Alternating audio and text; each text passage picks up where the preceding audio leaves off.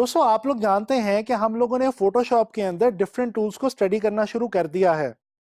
इस लेसन में मैं आप लोगों को जिस टूल के बारे में बताने जा रहा हूं वो एक बहुत ही इंटरेस्टिंग टूल है और उसका नाम है मार्की टूल। दोस्तों आप लोग अक्सर फेसबुक और इंस्टाग्राम जैसी वेबसाइट्स के ऊपर और एप्लीकेशंस के ऊपर अपने इमेजेस अपलोड करते हैं। तो जो सबसे पहला काम आप अपने इमेज को अपलोड करते हुए कर रहे होते हैं वो होती है उसकी सिलेक्शन या क्रॉपिंग। फोटोशॉप में हम फोटो एडिटिंग के लिए सिलेक्शन या क्रॉपिंग जो स्टार्ट करते हैं वो हम स्टार्ट करते हैं मार्की टूल की मदद से। तो दोस्तों चलें देखते हैं कि फोटोशॉप में मार्की टूल की मदद से हम किसी भी इमेज को किस तरह से सिलेक्ट या क्रॉप कर सकते हैं। तो चलें चलते हैं फोटोशॉप की तरफ। दोस्तों जैसा कि आप लोग देख सकते हैं कि ये मैंने आप लोगों के लिए कुछ इमेजेस यहाँ पे फोटोशॉप के अंदर ओपन कर रखे हैं। जैसे कि ये एक किड का इमेज है, बहुत ही खूबसूरत सा, और इसके अलावा ये एक इमेज है फुटबॉल का।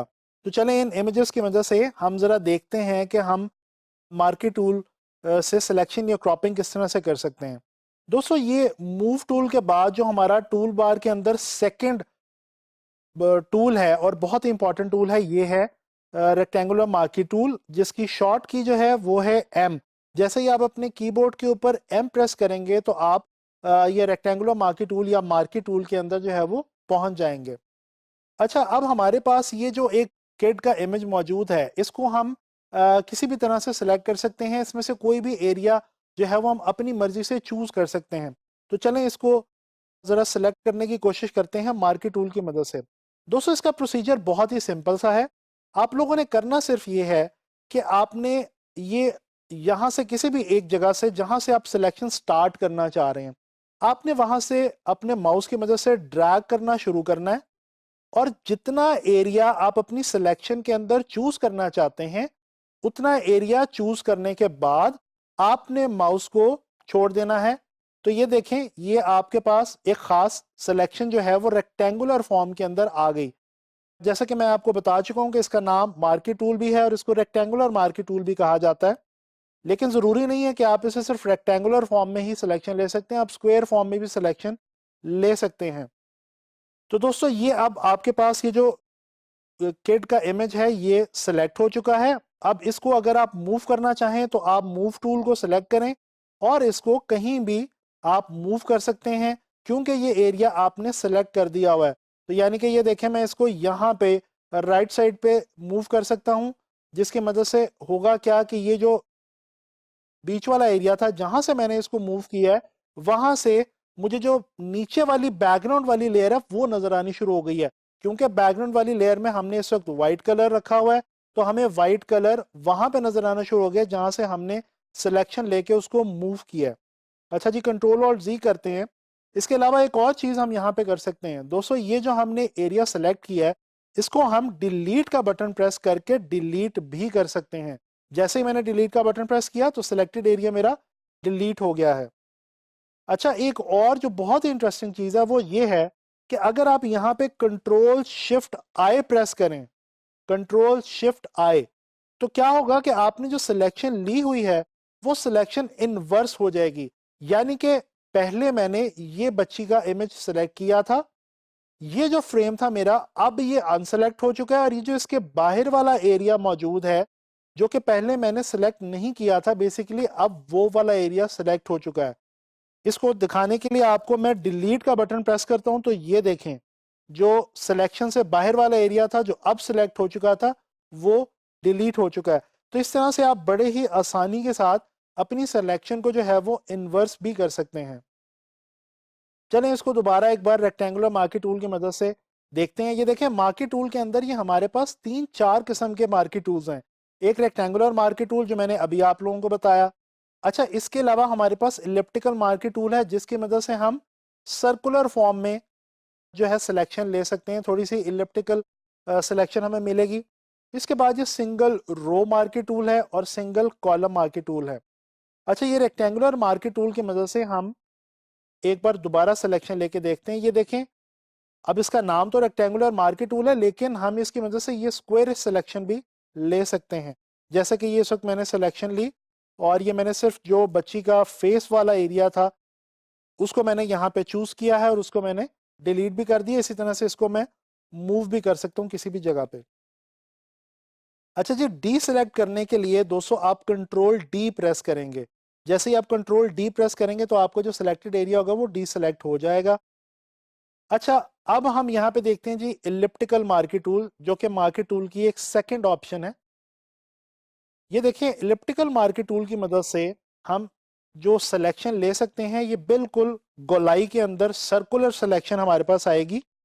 ये देखें, और जैसा कि मैंने आपको बताया कंट्रोल डी प्रेस करते ही हमारी जो सिलेक्शन है वो डी सेलेक्ट हो जाएगी।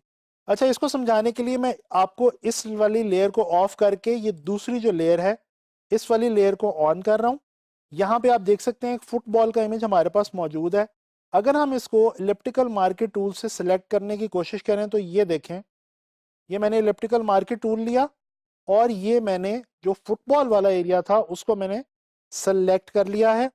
अब मैं इसको यहाँ से डिलीट भी कर सकता हूँ और मैं इसको यहाँ से मूव भी कर सकता हूँ।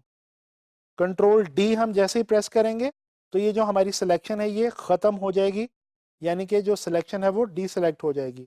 अच्छा दोस्तों, इसके अलावा एक और हमारे पास ये ऑप्शन यहाँ पे मौजूद है जी मार्की टूल में, सिंगल रो मार्की टूल। दोस्तों ये आमतौर पे तो यूज़ नहीं होती, लेकिन ये जो ऑप्शन है इसको आप एक इफेक्ट के तौर पे अपने इमेज में किसी भी वक्त चूज कर सकते हैं या यूज कर सकते हैं। जैसे कि अगर मैं यहाँ पे आके इसको क्लिक करूं तो ये देखें, ये एक बहुत ही माइनर सी और बारीक सी एक रो जैसी लाइन है। अगर मैं यहाँ पे डिलीट का बटन प्रेस करूं और कंट्रोल डी प्रेस करूं और इसको मैं जूम करके आपको दिखाऊं तो ये आप देख सकते हैं कि बहुत ही बारीक सी एक रो की सूरत में सिलेक्शन मेरे पास आई थी और उसकी मदद से मैंने कुछ एरिया जो है वो डिलीट कर दिया है। तो ये हम डिफरेंट यहाँ पे सिलेक्शंस लेके इसको हम एक इफेक्ट के तौर पे यहाँ पे इस तरह से यूज़ कर सकते हैं कि अगर हम इसको बार बार रो की सूरत में एरियाज लें और उसको डिलीट करें तो ये आप देख रहे हैं कि आपके सामने इमेज के ऊपर एक ख़ास किस्म का पैटर्न जो है वो बनना शुरू हो चुका है। इसको आप काफ़ी डिटेल के अंदर आराम से तसल्ली के साथ जो है वो सिलेक्शंस, क्लोज सिलेक्शंस लेके एक पैटर्न जो है वो आप इसकी मदद से बड़े आराम से बना सकते हैं। ये देखें, मैं क्विक सिलेक्शन लेता जा रहा हूँ और उसके बाद मैं उसको जो है वो डिलीट का बटन प्रेस करता जा रहा हूँ तो बारीक बारीक जो रोज़ हैं वो मेरे इमेज के अंदर से जो है वो डिलीट होती जा रही हैं। और अब अगर इसको मैं आपको थोड़ा सा जूम करके दिखाऊं तो ये देखें, ये एक पैटर्न सा जो है वो यहाँ पे आपको बना हुआ नज़र आएगा। अच्छा, इसी तरह से जो आखिरी हमारे पास इसमें ऑप्शन मौजूद है, अगर इसको हम देखें तो ये जो रो वाली ऑप्शन है इसके थोड़ा सा बरक्स है, ये कॉलम की ऑप्शन है। बिल्कुल इसी तरह से यूज़ होती है जिस तरह से कॉलम वाली ऑप्शन, यानी कि आपने यहाँ पे आके सिलेक्शन एक सिर्फ क्लिक करना है तो आपकी एक सिलेक्शन बन जाएगी और जैसे ही आपकी सिलेक्शन बनेगी तो आप इसको डिलीट कर सकते हैं या इस एरिया को मूव कर सकते हैं। जो भी आप करना चाहें वो आप बड़े आराम से यहाँ पे आके कर सकते हैं। और ये आपने जो पैटर्न बनाना है इसमें आप डिस्टेंस कितना रखना चाहते हैं ये आप खुद चूज़ कर सकते हैं। फ़िलहाल मैं ये एक रैंडम पैटर्न बना रहा हूँ और इसमें मैं कोई डिस्टेंस का ख़ास कोई हिसाब नहीं रख रहा, लेकिन आप ये जब इसको एक ख़ास पैटर्न बनाना चाहें तो आप बेशक किसी ख़ास पैटर्न के अंदर इसको बना सकते हैं। ये देखें, ये एक स्क्वेरिश एक उसमें ग्रिड सी जो है वो डिलीट हो चुकी है हमारे इमेज के ऊपर से और ये एक बड़ा खूबसूरत सा पैटर्न सा जो है वो बन गया। दोस्तों, आप लोगों ने देखा कि फोटोशॉप में कितनी आसानी के साथ हम मार्की टूल को यूज़ करते हुए डिफरेंट किस्म की सिलेक्शंस ले सकते हैं और अपने इमेज को क्रॉप भी कर सकते हैं, सेलेक्ट भी कर सकते हैं। उसको हम एक जगह से उसमें सिलेक्शन लेके उस सिलेक्शन को किसी दूसरी जगह पे लेके जा सकते हैं और उसको डिलीट भी कर सकते हैं।